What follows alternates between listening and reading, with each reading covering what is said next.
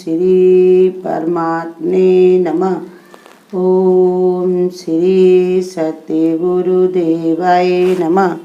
देखिए बता रहे भगवान, यह है 11वें अध्याय का 44वां श्लोक। इसलिए हे प्रभु, मैं शरीर को अच्छी प्रकार चरणों में रखकर प्रणाम करके स्तुति करने योग्य आप ईश्वर से प्रसन्न होने के लिए प्रार्थना करता हूँ। हे देव पिता जैसे पुत्र के, सखा जैसे सखा के, पति जैसे प्रिय स्त्री के, वैसे आप मेरे अपराध को सहन करने के योग्य हैं। अर्जुन द्वारा क्षमा याचना करना। भगवान से अर्जुन कहते हैं कि हमको, जैसे पहले आगे बता चुके कि हमसे बिहार में, खाने में, पीने में, घूमने में, टहलने में या तुम्हारे प्रमाद में कैसे भी हमसे कोई गलती हो गई हो, उसको आप क्षमा कर दो। तो इसलिए अब और बता रहे कि हे प्रभु, प्रभु माने सारे संसार में उन्हीं का ही प्रभुत्व है। परमात्मा ही इसकी सत्ता से सब संसार में जो भी कार्य होते परमात्मा की सत्ता से ही होते हैं। तो इसलिए समझा रहे भगवान से, कह रहे हैं कि देखो हे प्रभु, मैं शरीर को अच्छे का चरणों में रखकर प्रणाम करके, शरीर माने ये शरीर माने ये शरीर नहीं है जो अंदर, हमारे अंदर जो अहंकार रूपी शरीर है, ये गर्भ भरा मस्तक मेरा गुरु के चरणों में झुकने दो। जब तक ये झुकता नहीं है तब तक ये शरीर सर की कोई शोभा नहीं। ऐसे ये शरीर माने अहंकार, अहंकार को अगर अपना परमात्मा में गिरा दो तो सब कुछ तुमने भगवान पर न्यौछावर कर दिया। तो इसलिए बता रहे, जब शरीर को दंडवत गिराकर भगवान के सामने प्रणाम करने की बात कहते हैं, यहाँ पर प्रधानता शरीर द्वारा प्रणाम करने की नहीं है, बल्कि इस बात है कि है मन को पंच तत्व के विकार इस प्रकार के प्रभाव से पृथक करके भगवान में लगाया जाए। मन के 5 प्रकार के जो विकार है, 5 मतलब विकारों के कारण है शरीर में क्या है, सब गलतियां हुआ करती हैं, उनको हटा करके, इन विकारों को पृथक करके माने अलग करके, दूर करके तब भगवान में लगाया जाए। जब तक शरीर का अभिमान रहता है तब तक भगवान के सामने प्रणाम पूर्ण नहीं होता।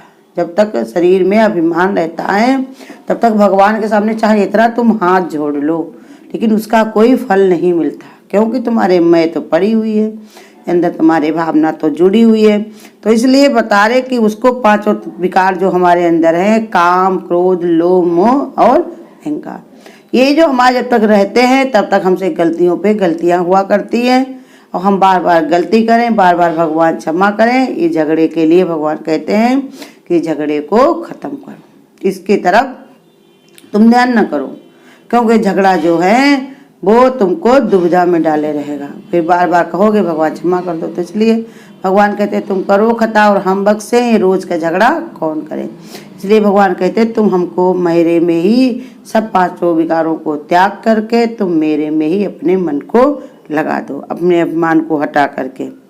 दूसरी पंक्ति में अर्जुन कहते हैं कि आप मेरे अपराध उसी प्रकार क्षमा करें जैसे पुत्र के, सखा के और पति पत्नी के अपराध क्षमा करते हैं। ये 3 संबंध बड़े ही महत्वपूर्ण हैं। इससे पूर्ण भगवान गुरुओं का भी गुरु कहते हैं। कहते हैं इसी श्लोक में भगवान को गुरुओं का भी गुरु कहते हैं, क्योंकि जितने भी गुरु हैं उनको गुरु का पद दिलाने वाले, उनको गंभीर धीर बनाने वाला कौन है? स्वयं परमात्मा। सारे जगत के गुरु विष्णु, वही भगवान बता रहे हैं कि उन्हीं का ही अनुभव है सबके अंदर और उन्हीं से ही संसार में संसार विकसित हो रहा, फैल रहा, उन्हीं से ही सब भगवान ने का रचा पचा है। तो इसलिए समझा रहे भगवान कि ऐसे हमको क्षमा कर दो अपराध को, जैसे पिता पुत्र के, पिता जो होता है अपने पुत्र की गलतियां होती उनको क्षमा कर देता, कहता हमारी ही संतान है, हम क्या करें, समझाते सब कुछ है इसको, लेकिन ये हमारी संतान, हम इसको त्याग नहीं सकते। ऐसे भगवान भी हमको जो है सारे अपराध मेरे जो है वो क्षमा करके हमको अपनी शरण में लेना चाहता है, लेकिन भगवान की शर्त यही है कि हम बार बार अपने मन को इधर उधर ना लगाए। एक के सादे सब सदे, सब सादे सब जाए। तो इसलिए यही महत्वपूर्ण बात है। और कहा गुरुओं के भी गुरु माने तुम्हारे अलावा और हमको कुछ नहीं दिखता, जितने भी संसार के गुरु हैं वो सब भगवान में ही दिख रहे हैं, इसलिए कहे गुरुओं के भी गुरु। जीव का कल्याण तभी होता है जब वो भगवान की आज्ञा से के नियंत्रण में रहे। भगवान की आज्ञा का निरूपण वेद, शास्त्र, पुराण और अन्य सदग्रंथों में मिलता है। उसकी आज्ञा का पालन नहीं करना ही अपराध है। कहते सब भगवान ने अपना नियंत्रण कैसे, भगवान के नियंत्रण में कैसे रहे मन हमारा, कि जब हम भगवान की आज्ञा का वेद शास्त्रों में सब दिया, हम कैसा अपना जीवन बनाएं जिससे भगवान हम पर खुश हो जाए। गौतम गिद्ध अजामिल तारे, भगवान ने सबको तारा कैसे, उनके ही गुण से। गौतम भले भले गौतम ऋषि जो थे, भले को किसी वर्ण में पैदा हुए थे, लेकिन उनकी इतनी भक्ति थी, इतनी भक्ति थी कि वो भगवान के समान। वाल्मीकि जी देखो, वाल्मीकि तो सब लोग जानते हो ना किसको कहते हैं। तो इसलिए भले कैसी भी गिद्ध जो था, कैसे उसके लिए भगवान ने सीधे विमान बुलवाया, क्योंकि वो ऐसा परमार्थ के लिए उसने अपने शरीर को त्यागा था। अजामिल जो थे, उनकी पूर्व जन्म की क्रिया थी, पहले से ही भगवान की प्रीति थी। बीच में अगर भूल गए थे तब भी भगवान बीच में आकर जब समझाने आए कि अपने पुत्र का नाम क्या रखना, नारायण उन्होंने रखा, और फिर उसी पर ही जीवन को अपने बनाया, तो भगवान ने उनको मुक्ति दी। आए फिर जाके जब वो शरीर छोड़कर गए भी, तब भगवान ने फिर उनको 1 साल का समय दिया। जो नारायण जो अजामिल जो थे, तो वो पहले बचपन में ही भगवान के बहुत बड़े भगत थे, लेकिन कर्म की गति गहन है, कुछ कर्म उनका पड़ा रह गया था।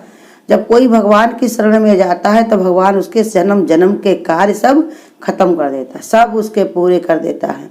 तो उनके कर्म पड़े थे, उसके कारण उनका क्या हुआ, जब उनको जब युवा हुए तो एक उनके वहाँ जाने लगे, जो अपना नगर वधू होती है उसके वहाँ जाने लगे।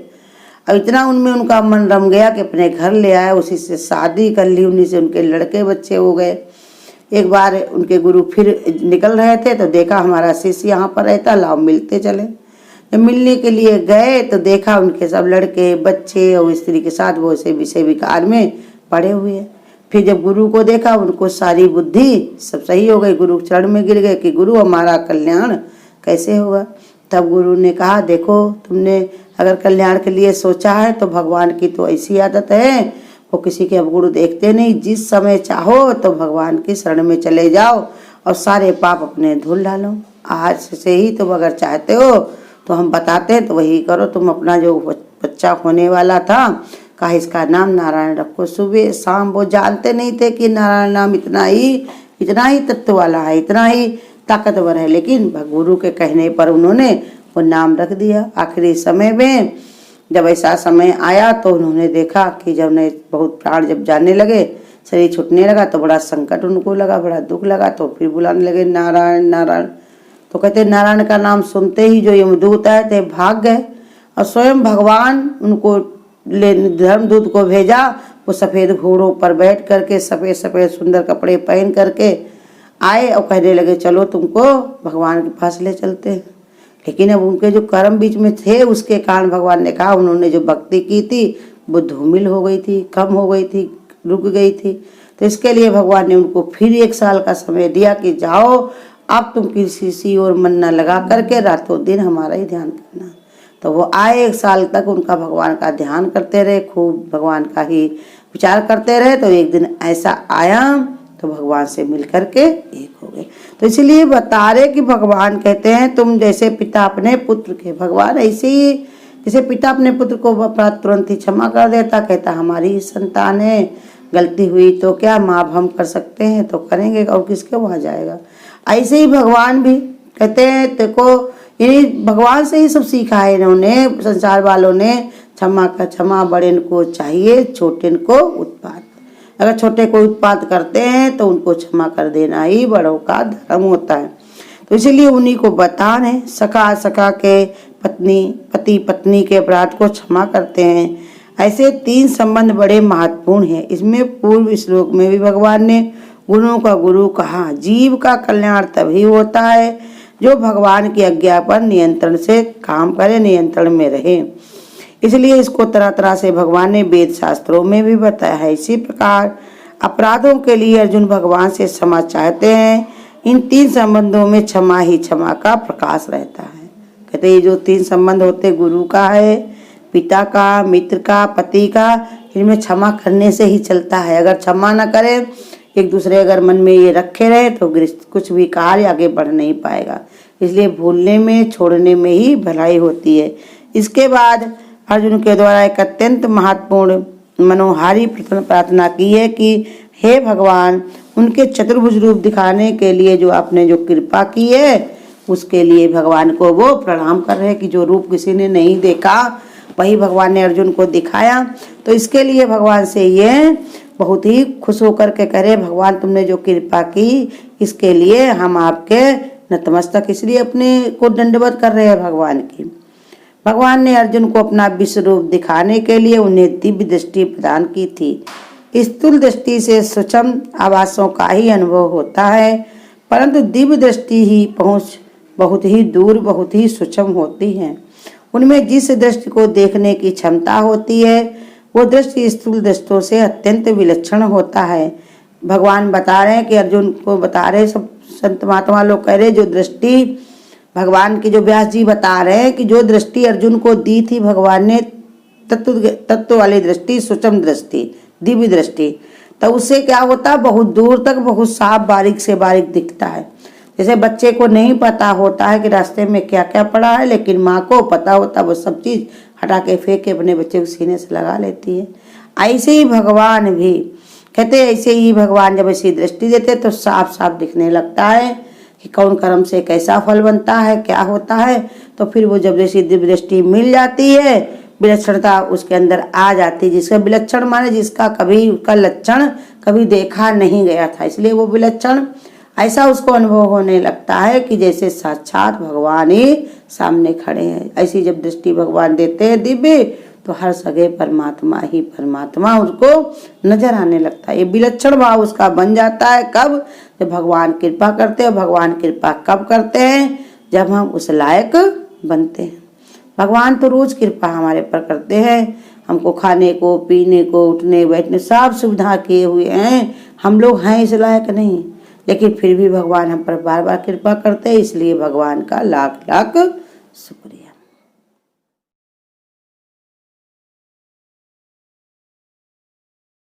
जिस दिन गुरु जी तेरा दर्शन होगा, उस दिन सफल मेरा जीवन होगा।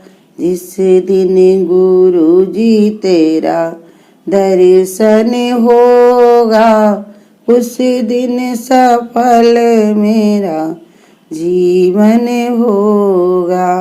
तन मन तेरे में मेरा अर्पण होगा, उस दिन सफल मेरा जीवन होगा।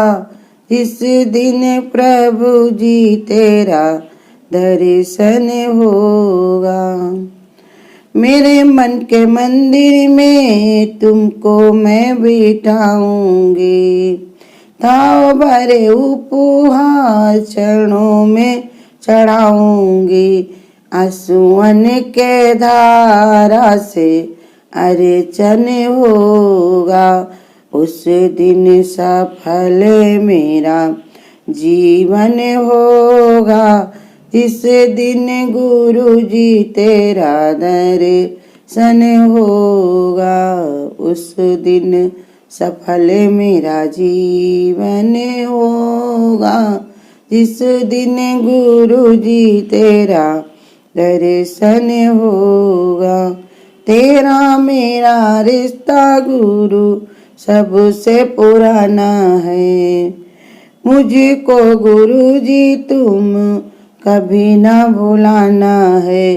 ध्यान तेरा जब मेरा निस दिन होगा, उस दिन सफल मेरा जीवन होगा। इस दिन गुरु जी तेरा दर्शन होगा, उस दिन सफल मेरा जीवन होगा। जिस दिन गुरु जी तेरा दर्शन होगा। जैसा भी कहोगे मुझको वैसा ही मंजूर है, दृष्टि कृपा की प्रभु मेरे पे जरूर है।